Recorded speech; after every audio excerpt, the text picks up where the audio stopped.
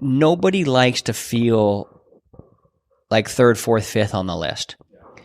But a woman also doesn't want to be number one on the list either.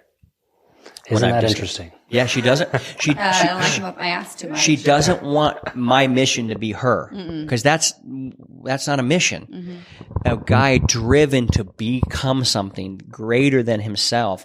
She wants to support him and be excited to be on that train with him. But she wants him to turn and be like, I'm so glad you're on this journey. Let's do it together. Tell me about you, and actually be interested and feel like she's creating something with you. Right. That's the key, and that's the distinction a lot of guys don't understand. And so coming up with those 5 dials, it is to put that shit into perspective. And so now what we've coached we make a very bold statement at the very beginning to any guy that comes into marrygame.com, and it's this. If you do the work and this doesn't work, I don't want your money. Like literally, I will refund it to you if this doesn't work. 200 guys have come through the program, 0 refund request. Why? Because if you actually do this work, it can't not work. I don't even know how many negatives that was, but it can't not work. Whatever it is, it has to work. So the dials are pretty simple in the sense of she's judging me. Are you a good parent? Well, there's a reason for that, because women will always love their kids more than their husbands. The reason I know this is because women divorce husbands. They don't divorce their kids. That's just obvious. Yeah. Like, well, that's true. Right. So if I'm showing up as a shit parent, which I was, literally she goes, I don't even want to have another kid with you. I don't even want to leave our kid with you to go on girls' night. I didn't ever leave her, Yeah. So she's just getting up every night. Like, I showed no interest. That was like your job. I'm going to kill buffalo. You raise the baby. And I understand how that's a thing, but you can't always kill buffalo all the time and not even come around. Always and only do that one thing. You got to hey, you're a dad too, dickhead.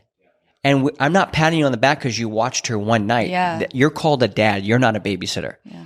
Most guys really forget this. And so because they do think, hey, I'm protecting, I'm providing, I'm producing for the family. Where's my sex? Yeah. And they're like, dude, do you even care about your kid? Not really. Not until they get older and they're fun. Yeah. Well, that's not investing. So that's one of the dials. The other dial was the partnering dial. And so we score ourselves every single day on these dials so that we're always putting something in the bucket every day. And so every day, for me, my parenting dial, to get that point, I have to spend 30 minutes alone with my daughter. Whether it's I'm watching her gymnastics, I'm driving her home, I'm spending one-on-one time with her. And that's just my arbitrary number I set. I'm like, if I can't put 30 minutes into my daughter every day, what kind of dad am I? The next dial is the partnering dial, and that's like the best friend dial. She felt so alone in our marriage because I wasn't spending time with her. Yeah. Well, who wouldn't feel that way? Bro, if you and I are best friends and you never spend time with me, we're not best friends. You know what I mean? So it's like women will judge that and go, wait, she goes, I feel alone. And most guys are doing this, and you'll relate to this. They're like sitting like almost mentally clocking down. Okay, if I put 17 minutes into conversation and just listening, I might get lucky that night. Yeah. Like the view of a man and how to get his woman actually attractive, and that's what I actually realized it's loss of attraction. She's like, I'm just no longer attracted. And attracted doesn't mean I've got big biceps, even though I do. It's this. I'm not leaning into you. I'm not being pulled in. I'm being pushed away. I'm being repelled. And you see what happens. Women, they start to roll their eyes like, oh my God, this guy is such a douche. We know when you're only doing something just to have sex. You're just doing it for get I'll something. listen to have sex. I'll do the dishes for sex. It's like, that's gross. Yeah, it's transactional, but it's taker energy. Mm-hmm. And listen, like you and I have never had the honor or privilege of walking around looking like this. Do you have women coming up to you every single day and like, I just had to stop and say hello and get your phone number? Not every day. Yeah, exactly. I've had it happen to me twice in my life. It's not a thing. At fat camp. Oh, yeah. Twice in my life, I'm walking bareback in Newport Beach and a girl goes, and my body was really on point. She goes, damn, that is a great body. That's when we met. Yeah. Yeah. Yeah. And then 2 days later, I had another girl come up to me in a bar during the day, and she's like, dude, your body's phenomenal. I'm like, I bet you probably want to do things to it. She goes, I do. So that's happened to me twice in my life. That's happened to her twice a day, her entire life. So the Give or take. Yeah, the reality, probably more like 10 times. No. But the reality of what we're working with here is radically different. And so I realized that attraction was where it was at. She's no longer attracted to me. That's why she was leaving. And they're judging on how attraction. I had to also get real clear, this was my fault. Which a lot of guys are like, oh, that's beta. No. It takes a true man to realize, I fucked this up. Yeah. Which, if I'm the problem, which is a great thing, that means I'm also the solution. So what can I do? This is why we came up with the dials. So I realized that, dude, she wants to feel like my best friend. And when we really connect outside the bedroom, that's where we lead to connection inside the bedroom. Women have sex up here. Yeah. Their brain is their most, like, that's their biggest sexual organ. That's their most powerful sexual organ, is their brain.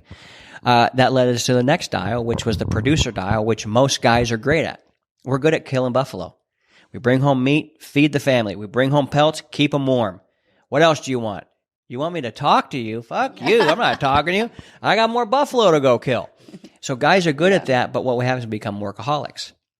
And we go, I'm doing this for you. And she's like, no, you're not. You're doing it for your fucking ego, and I get the scraps. Go fuck yourself. I'm not going to be a part of it. That's why she's like, I'm lost in you. You're a big personality. And this is a very independent, knows who she is woman, and she lost herself. And for her, she's like, I resent myself for losing myself. Mm-hmm. And also, the business was going pretty well in the sense where I kind of lost my drive and ambition. I'm popping Chipotle burritos like they're Tic Tacs. You got so fat. I got fat. And she's like, where's your drive and ambition? When I met you, dude, you were going to take over the world. Mm-hmm. Now you've taken over a very small sliver of it, and you think you're good? Mm-hmm. You're delusional, dude. God, complacent, comfortable. Yeah. And I've noticed that's actually the guys, what happens is, because they protect and produce and provide, what happens is they actually become entitled. If I'm doing that, I should be getting sex. That's what most guys say. Yep. I'm doing all this, where's my sex? Mm-hmm. As if sex is the payment for being a great man, which is not. So what happens is they become entitled, and entitled people become apathetic. When you become apathetic, that's what starts to chip away at the attraction.